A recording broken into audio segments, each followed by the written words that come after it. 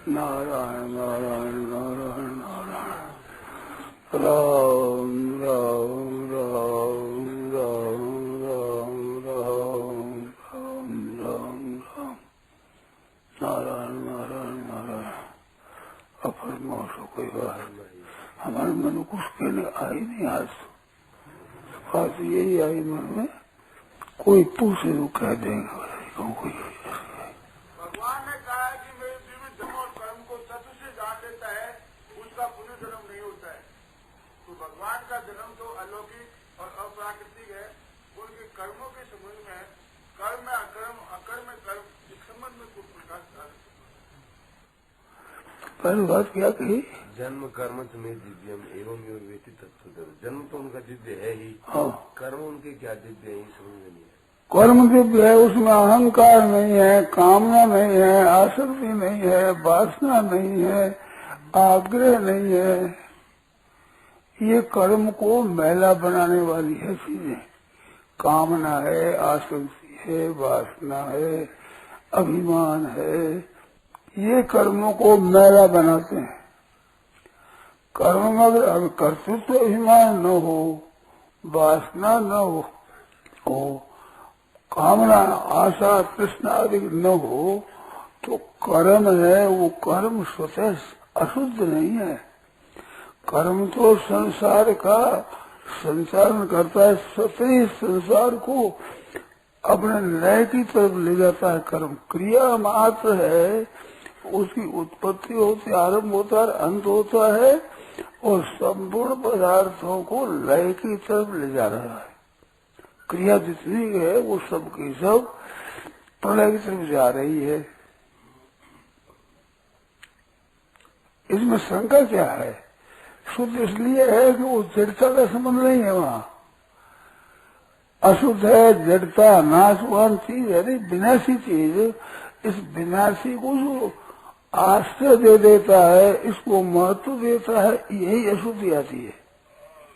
जानता है नाशवान, और नाशवान में फिर आसुद्धि करता है, प्रियता करता है, आवश्यकता समझता है नाशवान की, नाशवान की अपने में आवश्यकता समझता है। ये सब उनके जीवन को मलिन बना देती है। कर्म ही नहीं, सब जीवन मलिन हो जाता है उसका।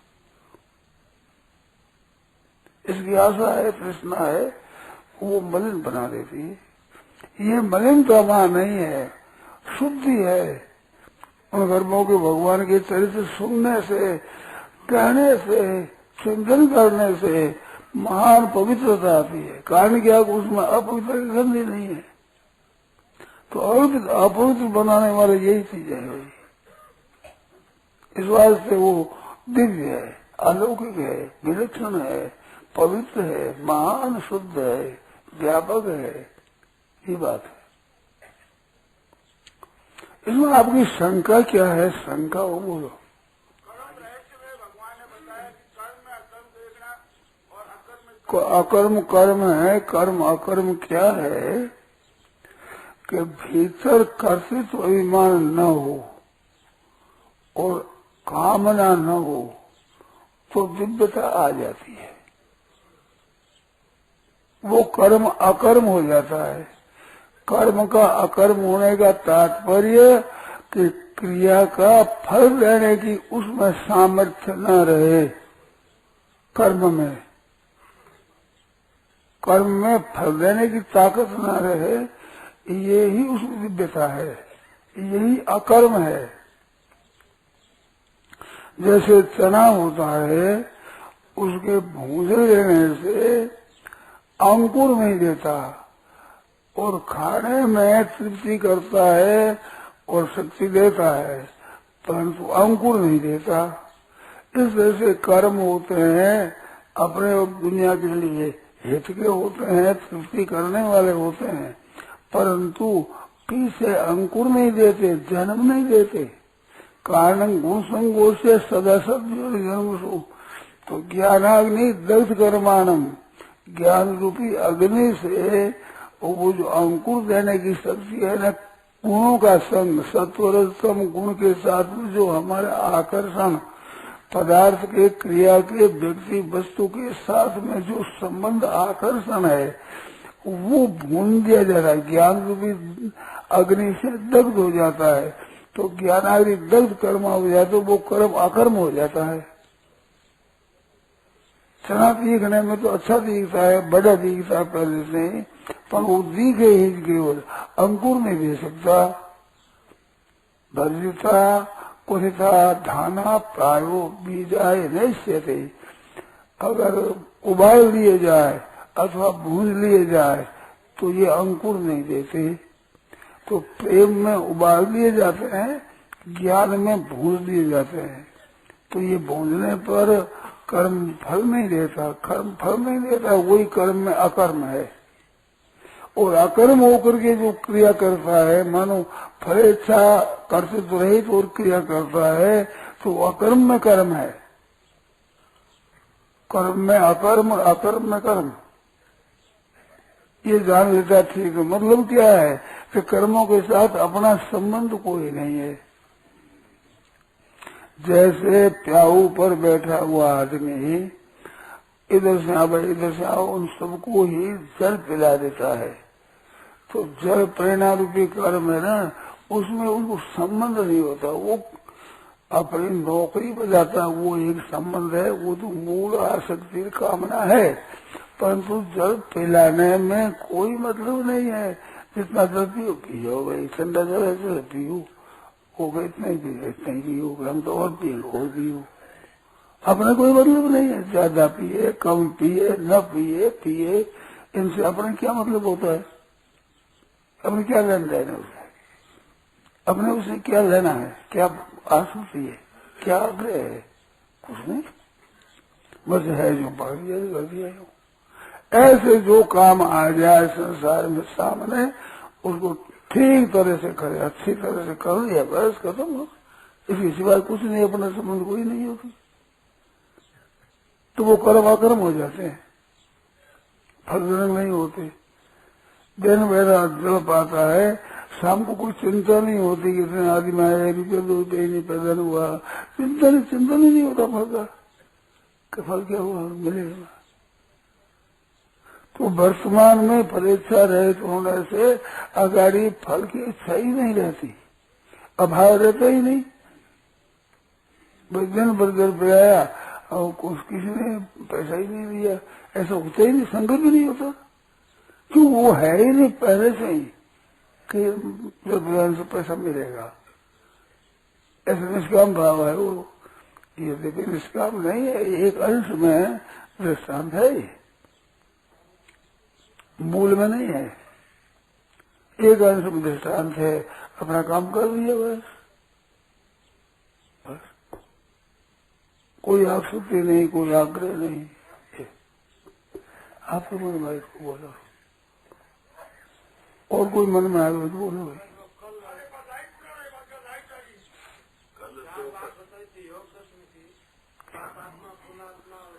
क्या क्या है? आप क्या पूछ रहे हैं? कल जो प्रकाश का तो आपने खूब विस्तृत कर दिया, आगे चलने वाला क्या वो ठीक है ना, वो तो विषय बीच में रह गया। ये अब ठीक कहा। मैंने मोटर का दृष्टांत दिया था, मोटर का दृष्टांत दिया था कि रात्रि में मोटर चलती है तो उसकी लाइट अगर ही रहती है, प्रकाश अगर ही रहता है, मोटर पीछे रहती है, प्रकाश अगर ही रहता है। ये दो बात है। ऐसे हम जो काम करते हैं, दिन भर रात भर उम्र भर जो काम करते हैं, उसमें ज्ञान और क्रिया दोनों रहते हैं। मैंने इन काम को ऐसे करना, इस प्रकार से करना, ये ज्ञान रहता है। और जो काम करते हैं, ये मोटर की गति है। और जो ये ज्ञान रहता है, ये प्रकाश है। ये दोनों का आपस में बड़ा घनिष्ठ संबंध है। प्रकाश के बिना क्रिया नहीं होती, और क्रिया न करने से प्रकाश विशेष काम नहीं आता। इस बात में मैंने कहा, खड़ी खड़ी मोटर की लाइट बढ़ा दी जाए तो वो लाइट तो बढ़ जाती है, बड़ा रास्ता नहीं होता उससे। ऐसे ही सत्संग के द्वारा, सत्शास्त्रों के द्वारा ज्ञान बढ़ा लो, बहुत बढ़ा लो, पर उससे रास्ता नहीं कटता। प्रकाश हो जाएगा ज्यादा, अगर प्रकाश हो जाए उसमें एक गलती हो जाएगी, बहुत बड़ी गलती। प्रकाश अधिक हो जाने से वो दिखता है, सब पृथ्वी दिखने लग जाती है, रास्ता भी दिखता है, रास्ते के पास की चीजें भी दिखती है, उनमें पत्थर दिखते हैं, वृक्ष दिखते हैं, खाड़ा दिखता है, वो अंधेरा अंधेरा होता है खाड़ा में, ऐसे ऐसे दिखता है। तो वो दिखता है, इसलिए से पढ़ाई और सत्संग करने से ऐसे दिखने लगता है। दिखने में आदमियों के अवगुण दिखते हैं कि इनमें ये कमी है, इसमें ये कमी है, इसमें ये कमी है, इसमें ये कमी है, तो दोषदर्शी हो जाता है वो। दोषदर्शी होने से जैसे संतों के पद में आते हैं कि कौन कुकर्म किया नहीं मैंने, जो गए भूल सो लिए उधारे। तो कुकर्म मैंने किए और जो भूल गए हमारे कुकर्म नहीं हुआ था, हुआ है, मेरे द्वारा कोई पाप नहीं हुआ, तो उधार ले लिया। उधार क्या है, इसमें ये अवगुण है, इसने ये काम खराब किया, इसने ये काम किया, तो वो उधार उनका पाप ले लिया आपने खुद ने। उनमें जो अवगुण है, पाप है, भूल है, वो अपने पकड़ रही, अपने चिंतन हो गया, अपना कथन हो गया, अपना देखना हो गया, अपना श्रवण हो गया, अपना चिंतन हो गया, तो ये उधार ले लिया पाप। अपना पाप नहीं था वह, परंतु ये उधार ले लिया। जो गए भूल सुनिए उधारे, ऐसी खेप भरी रथ पछ के चकित हुए लख के बन जा रहे, बन जा रहे बड़ी खेप बड़ी खूब पढ़ रही है। इस तरह से है, तेर सुनो ब्रजराज दुलारे मेरे, तेर सुनो महाराज, कौन कुकर्म किया, मैंने कौन सा नहीं किया, और जो गए भूल गए, कहीं पाप नहीं हुआ, तो उधारा ले लिया कि इसमें अवगुण ये है, इसमें ये खराबी है, इसमें ये खराबी है, इसमें खराबी। पढ़ जाओ तो पढ़ जाओ, कहते न्याय में खंडार में ये खराबी, वैसे में ये खराबी है, योग में ये खराबी है, उसमें ये खराबी है, वेदांत में। दूसरे दर्शनों में भी दोष दृष्टि, व्यक्तियों में भी दोष दृष्टि, घटनाओं में भी दोष दृष्टि, ये ज्यादा रहे तो ये बहुत ज्यादा पापों का संग्रह हो गया, अन्याय का संग्रह हो गया। उद्धार कैसे होगा? तो प्रकाश है वो चलने के लिए है, लोगों का दोष देखने के लिए नहीं है। सत्संग है, शास्त्रों का अध्ययन है, अपना तत्व समझने के लिए है। तो तत्व समझ करके और उसके अनुसार अपना अनुष्ठान करे, अपना जीवन बना ले, ये चाल है। मोटर का प्रकाश हुआ, चाल क्या हुई कि अपने पहले जैसे गुस्सा आता था, पहले क्रोध आता था, पहले दूसरों में दोष दृष्टि होती थी, अब वो पढ़ने विचार करने से अब दोष दृष्टि है नहीं। सब जगह ईश्वर रूप है, भलो बुरो नहीं को, ये तो हमारे ईश्वर का स्वरूप है, हमारे प्रभु का स्वरूप है, उसमें तत्व है तो सब में परिपूर्ण है। अब भलो बुरो नहीं कोई भलो बुरो है ही नहीं, तो बुराई मन से निकल जाए, दोष दृष्टि निकल जाए और अपना अनुष्ठान शास्त्र के अनुसार ही हो जाए, अपनी स्थिति शास्त्र के अनुसार हो जाए, उसमें मस्त है। तेरे भावे जो करो भलो बुरो संसार, नारायण तुम बैठ के अपना भोज बुहार। अपने में दोष कोई नहीं रहे, जो अपने को कोई पूछे बात कहती ठीक तरह से, चाहे हमारे सहायता तो तन से, मन से, वचन से, धन से, उसकी सहायता कर दी, और सहायता कर दी तो उसी की समझ उसी कर दी। मैंने सहायता की है, मेरी वस्तु खर्च हुई है, ऐसा नहीं। मैं तो एक पुस्तक में पढ़ा, बड़ा आश्चर्य जैसी बात पढ़ी, मैंने कहा कि अपना द्रव्य समझ कर देता है, इसके समान कोई पाप है ही नहीं, ऐसा बड़ा आश्चर्य है। जिस वस्तु को अपनी समझता है, अपना धन समझता है, अपनी वस्तु समझ देता है, इसके समान कोई पाप है ही नहीं। मैंने देखी पंक्ति बड़ी बचने लगी, तो इसमें पाप क्या हुआ? अपनी समझ कर दी है तो वो ममता उस वस्तु में रही, तो देने से क्या है कि वो मेरापन हुआ। तो कारण गुण संगों से सदा सद योनि जन्मसु, ऊंच नीच योनि में जन्म होने में कारण गुणों का संग है, तो अपनी मन तो संग तो हो गया ना। अब दे दो चेहरा खोलते कुछ भी करो, वो तो संग तो हो ही गया, अब वो जन्म तो दे गई। तो क्या समझे? तदीयम वस्तु गोविंद तुभ्य में समर्पये, भगवान की वस्तु भगवान को अर्पण कर दी। ऐसे हमारे को जो मिला है, आप हम जब जन्मे तब साथ में कुछ लाए थे क्या? और मरेंगे तो कोई ले जाएंगे क्या? जन्मे तो शरीर के सहित और जाएंगे शरीर रहित। तो लाए कुछ नहीं, ले जाए कुछ नहीं। बीच में शरीर को मेरा मान लिया, मेरा। तेरे कैसे हो गया?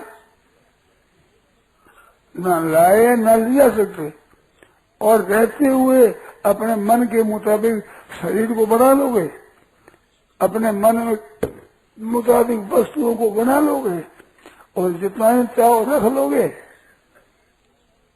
तो रख नहीं सकते, बना नहीं सकते, परिवर्तन नहीं कर सकते मन के मुताबिक, उसको काम में भी मन के मुताबिक ला नहीं सकते। और फिर ये मेरा है।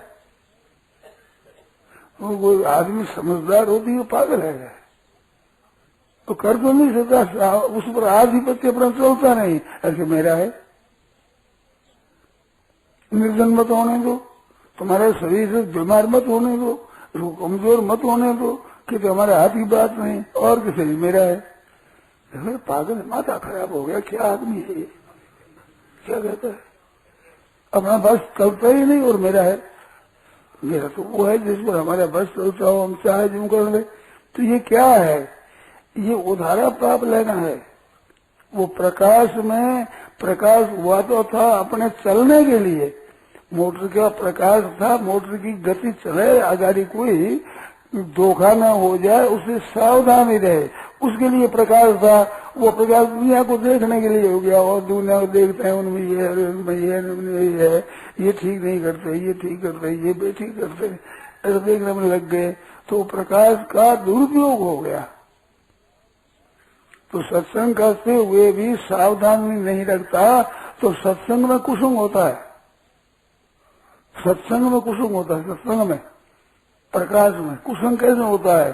कोई अवगुण का वर्णन आवे कि इसमें काम है, इसने लोभ है, इसने धोखा दिया, तो हाँ वो आदमी धोखा देने वाला है। मन मन से चिंतन करे, वो आदमी काम खराब करने वाला है, उसने मेरे ऐसे बिक्री कर दिया, उसने उसके साथ ऐसा कर दिया, उसने ऐसा कर दिया। तो ये क्या है? कुसुम है। कर तो रहा है सत्संग, सुन रहा है सत्संग बातें, परंतु उसमें जो अवगुण का वर्णन आवे वो दूसरे में, और गुण का वर्णन ये हमारे में है। हम ऐसा उपकार करते हैं, हित करते हैं, तो इधर तो अहंकार बढ़ा और दोष दृष्टि बढ़ी, तो सत्संग में कुसंग है ये। तो प्रकाश है वो अपने चलने के लिए है कि दुनिया का दोष दृष्टि करने के लिए है। गुण दोष दृष्टि दोषो गुणस्तु है वर्जित, सुनो तात मायाकृत गुण और दोष अनेक, गुणिया उभय न देखिए, देखिए तो अविवेक, गुण और दोष देखना है, यही अज्ञान है, यही महान बाधा है अपने जीवन में। तो देखता रहो, वही संशय होता रहती, फिर संस्कार पड़ेंगे। जो आदमी दोष देखता है उसमें वो दोष आ ही जाता, अंकित हो जाता है। जैसे भगवान के नाम का जब भगवान के स्वरूप का चिंतन होने से भगवान के साथ संबंध जुड़ जाता है, ऐसे ही दोषों का कथन और दोषों की दृष्टि करने से दोषों के साथ संबंध जुड़ जाता है। वो संबंध जुड़ जाए वो दोष अपना आवेगा। जैसे भगवान का संबंध जोड़ तो भगवान की बात आवेगी, जिस चिंतन करेगा उससे संबंध होगा, इस तरह से दोषों देखने से अपने साथ संबंध जुड़ेगा।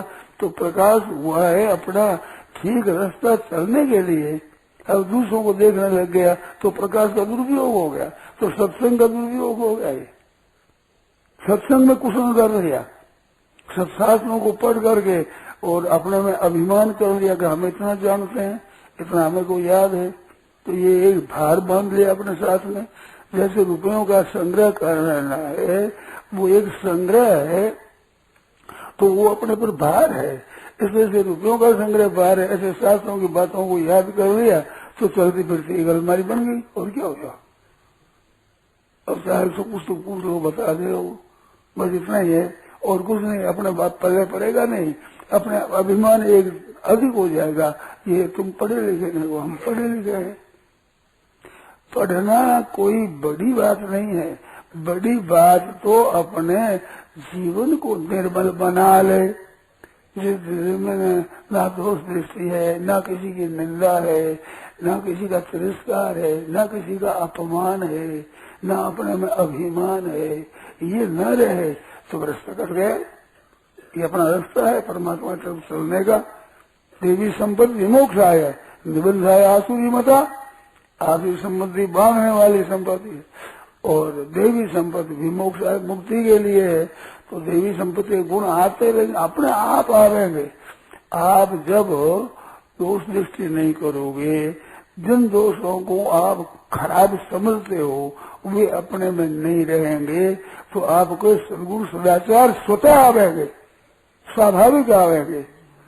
जिनमें सद्गुण सज्जन भाई, जैसे वर्षा होती है उस तरह में सिमट में बड़े तालाबा सिमट के तालाब भर जाता है। जिसमें सदगुण सज्जन के पास सदगुण आते हैं, सदगुण लाना नहीं पड़ता। हमारे दोष क्या होता है कि पाप हम करते हैं, अन्याय करते हैं बड़ी दिलचस्पी से, और दूसरों का दोष देखते हैं और अपने गुणों के लिए चेष्टा करते हैं। ये गुण आ जाए, हमारे में दया आ जाए, हमारे में क्षमा आ जाए, हमारे सत्य भाषण आ जाए, इसके लिए करते हैं चेष्टा। गुणों के लिए तो उद्योग करते हैं, अवगुणों की कमी की परवाह नहीं करते। ये आसक्ति है, हमारे कामना है, हम पूजा चाहते हैं, प्रतिष्ठा चाहते हैं, आराम चाहते हैं, दूसरों सेवा चाहते हैं। वहां डूब रहे हो तुम, पतन में जा रहे हो, इसमें ख्याल ही नहीं है। दूसरों के अवगुण देखने में इतना महाराज बड़ा भारी अहित होता है, अपने अवगुण देखते नहीं, वो दूसरों के दूसरे अवगुण देखता है, वो देखने में निपुण हो जाता है। तो ये प्रकाश दोष देखने के लिए नहीं मिला था, ये संसार की चर्चा के लिए नहीं मिला था। ये दोनों बताए गीता में, एक तो मोह कलिलम बुद्धि मोह कलिल बताया, और एक श्रुति विपत्ति पत्ति बताई। मानो संसार में आसक्ति मोह एक है, और एक शास्त्रों का कई ज्ञान हो गया, कई बातों का जानना हो गया, तो वो मोह दर्द जैसे है उसको तरना मुश्किल है, ऐसे इस शास्त्र के झंझट से तरना भी बड़ा मुश्किल है। कब कि जब पूरा अभिमान के लिए पड़ता है, इतना जान लिया, मैं इतना याद कर लिया, इतना मैं जानता हूँ, ये जो बात आ गया ना, ये अभिमान आ गया। ये दो है 51 है 52 श्लोक है, तो दूसरा जाएगा। तो जाते मोह कलिलम बुद्धि दास ने वेद, तो इस मोह दल सज जाएगा तो बैरागी हो जाएगा, संसार से राग मिट जाएगा। राग मिटते दोष दृष्टि रहेगी ही नहीं, किसी में अपना राग मिट गया, अब दोष दृष्टि होती ही नहीं। ऐसी श्रुति विप्रतिपत्ति, अब द्वैत है, अद्वैत है, विशिष्टाद्वैत है, शुद्धाद्वैत है, कौन क्या कहता है, किस आचार्य में क्या है, किस आचार्य ने क्या लिखा है, किस शास्त्र में क्या लिखा है, क्या लिखा है, उनका आपस में विवेचन करें, बड़ा जान आ जाता, फंस जाता है आदमी। तो कौन सा ठीक है, फिर एक पक्ष ले लेता है कि अद्वैत ठीक है, एक अद्वैत ठीक है, फिर लड़ो बैठे बोधा लड़ा लड़ो, वो कोई मतलब नहीं, मतलब सिद्ध नहीं होगा। द्वैताद्वैत महामोह, महामोह है। जैसे मोह कलिल बताया, इसमें द्वैताद्वैत है, ये भी बड़ा मोह है। अब अद्वैत हम मानते हैं, अद्वैत की बात करते अच्छी लगती है, अद्वैत बात करे तो ऊपर मत सहिष्णुता नहीं होगी, दूसरे का मत सह नहीं सकते, दूसरे का सम्मान होता है, उसकी उन्नति होती है, वो सही नहीं जाती। परोपकार सहिष्णुता और पर मत सहिष्णुता और द्वंद्व सहिष्णुता और वेग सहिष्णुता, ये चार सहने की शक्ति चाहिए अपने में। दूसरा कितना ही कोई दूसरे मत का प्रसंग करे और मत का मंडन करे, हमारे मत का खंडन करे, हमारे को ऐसे ही आवेगी, हमारे दुख नहीं होगा। हमारी मान्यता को खंडन कर रहा है। एक संत ने जाहिर कहा कि महाराज अमुक आदमी आपकी निंदा करता है, तो कोई बात नहीं कि महाराज वो निंदा करता है, तो पूछा वो निंदा मेरी खुद ही करता है, शरीर ही करता है। शरीर करता है तो फिर मैं ही निंदा ही करता हूँ। दुखालय में शाश्वत, दुखालय है ना शाश्वत है, ये तो विस्तार मलमूत्र बनाने की प्रकृति है, इसलिए तो मैं भी करता हूँ, तो ये हमारे साथी है। और आत्मा ही करता है तो अपनी ही करता है, हमारी क्या करता है? आत्मा तो एक है, उसमें तो हमारे में उसकी निंदा करता है, स्वयं करता है, ऐसे ही करता है, हम ही करते हैं। नई बात कौन नहीं करता है? क्या करता है? नहीं, अपना आप ही करता है निंदा। तो इससे जाओ कौन करो तो दिखते ही नहीं। नारायण नारायण नारायण नारायण नारायण। तो प्रकाश है वो अपना रास्ता देखने के लिए है, दूसरों का गुणों को देखने के लिए नहीं। ये मतलब हुआ।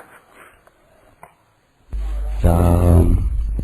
यह प्रवचन परम श्रद्धेय स्वामी जी श्री राम सुखदास जी महाराज द्वारा भादवागदी अष्टमी विक्रम संवत 2047 श्री कृष्ण संवत 5216 तदनुसार दिनांक 14 अगस्त 1990 को प्रातः करीब 5 बजे नित्य स्तुति के बाद बिना सर दोहरा पर हुआ।